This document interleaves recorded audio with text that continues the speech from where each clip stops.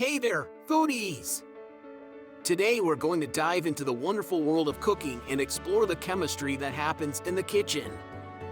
Cooking is not just an art, it's a science, and understanding the chemical reactions that occur can help you become a better cook and create delicious meals every time. First off, let's talk about the Maillard reaction. This is a chemical reaction that occurs between amino acids and reducing sugars in food when it's cooked at high temperatures. This reaction is responsible for the delicious flavors and aromas that we associate with grilled and roasted foods. Think about that delicious seared crust on a steak, or the golden brown color and crispy texture on a baked bread. That's the Maillard reaction at work.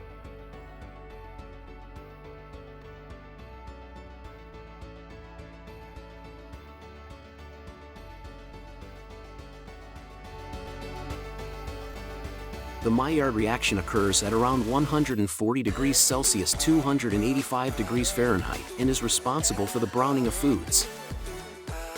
The reaction is initiated by the breakdown of amino acids, which occurs at high temperatures. These amino acids then react with reducing sugars to form a complex mixture of compounds, including aldehydes, ketones, and pyrazines. These compounds are responsible for the rich, savory, and nutty flavors that we associate with cooked meat, bread, and other foods. Another important chemical reaction that occurs in cooking is denaturation. This is when the proteins in food are exposed to heat, acid, or other substances and change their shape or texture. This can be seen when you cook an egg, which transforms from a liquid to a solid state. The heat denatures the proteins in the egg whites, causing them to coagulate and solidify.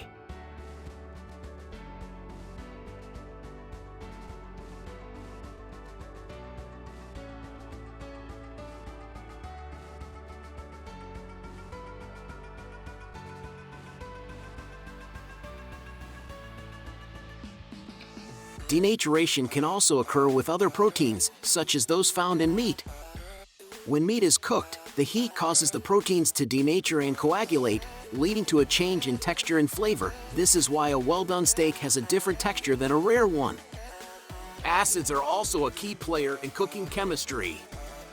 When acids are added to foods, they can change the taste, texture, and appearance of the dish. For example, adding lemon juice to avocados can prevent them from turning brown due to oxidation, while adding vinegar to egg whites can make them more stable and easier to whip into a meringue.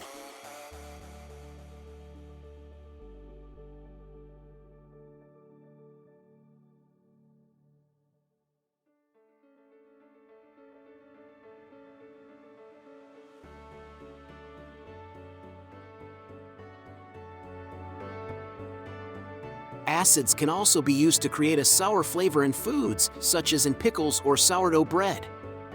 When lactobacilli bacteria ferment sugars in foods, they produce lactic acid, which gives the sour flavor.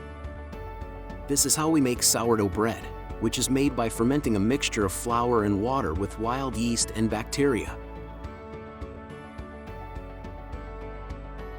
Lastly, let's talk about fermentation.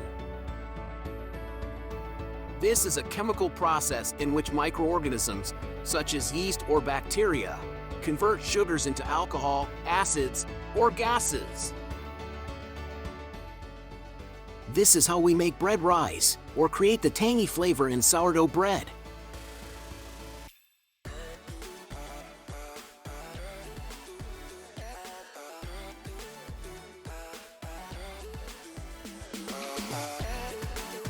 Fermentation can also be used to create delicious foods and drinks like beer, wine, and yogurt.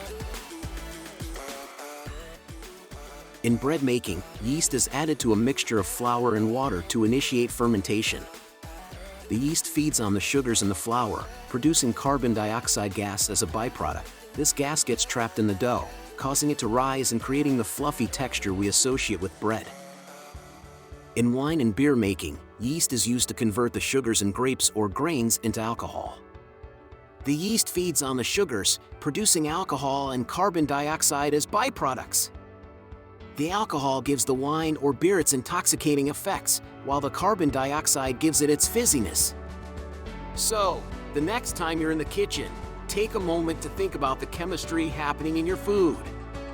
And remember, cooking is both an art and a science, so don't be afraid to experiment and try new things. Who knows? You might just discover a new favorite dish. I hope you found this explainer video on the chemistry of cooking helpful and informative. And if you enjoyed this video, be sure to give it a thumbs up and subscribe to our channel for more great content. Thank you for watching, and happy cooking!